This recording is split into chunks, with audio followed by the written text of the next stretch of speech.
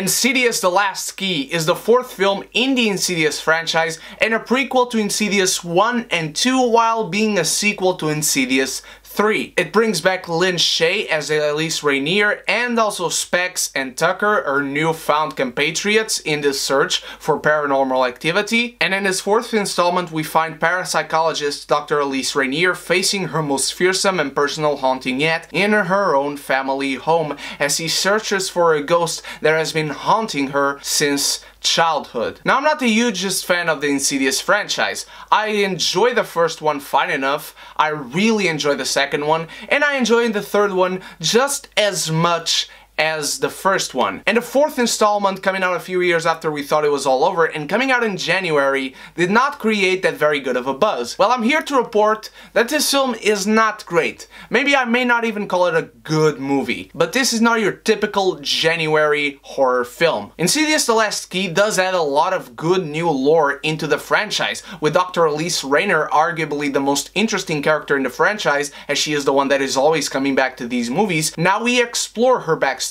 and it's a damn interesting one. The film does have a lot of atmosphere. The sound design of the film is very well done. As we see her exploring these dark rooms and we follow through the camera, we see a lot of things. We see things that she doesn't necessarily see, and we are investigating with her and Specs and Tucker, and all of them have excellent chemistry, and there's some great character dynamic to all of them. The house in this film really is frightening. There's a lot to explore in here, and the film does a great job at exploring it. I was surprised at how much I enjoyed this film. Now, yes, there are a lot of jump scares, quite annoyingly so, but they work effectively when they most need to. I was taken aback one or two times I was not expecting at all. And again, the ghosts in here are pretty damn interesting. Their looks are interesting, the setting is interesting, the set design is great, and I love that it's all practical effects. This is excellent, and it gives a lot of dynamism to how the film looks. It gives it that feel of realism, that it's actually in front of your eyes, that visceral nature,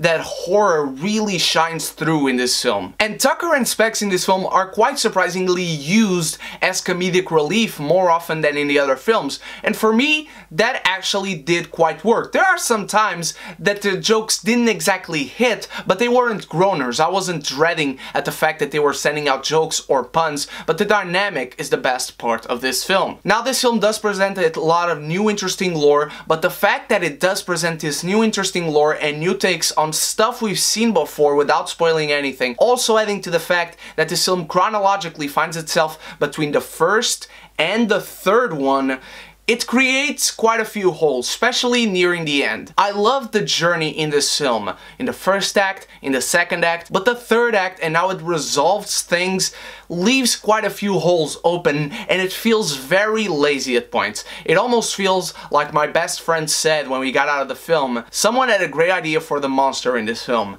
and then they made a story around it. A story that does quite actually work. But then the resolution and how they wrap it all up is not so well executed. I said this in the beginning of the review, and I'll say again, Insidious: The Last Key is not at all your typical January movie. It's a fine addition to a franchise, but you're hearing this from someone who isn't all that invested in the franchise. This is a fine horror movie, an entertaining horror movie to watch with friends. I wouldn't say necessarily go out and watch it at the theaters, but Insidious: The Last Key is finally directed, finally written, it has good character dynamics, good use of horror and horror imagery, and it has a good exploration of the backstory of a character that we already like. That adds a lot into the film. There are holes that might bother some more people that are even more invested in Insidious than me, but I will say that this is a movie that you could watch and enjoy, but whether you watch it or not, your heart will go on.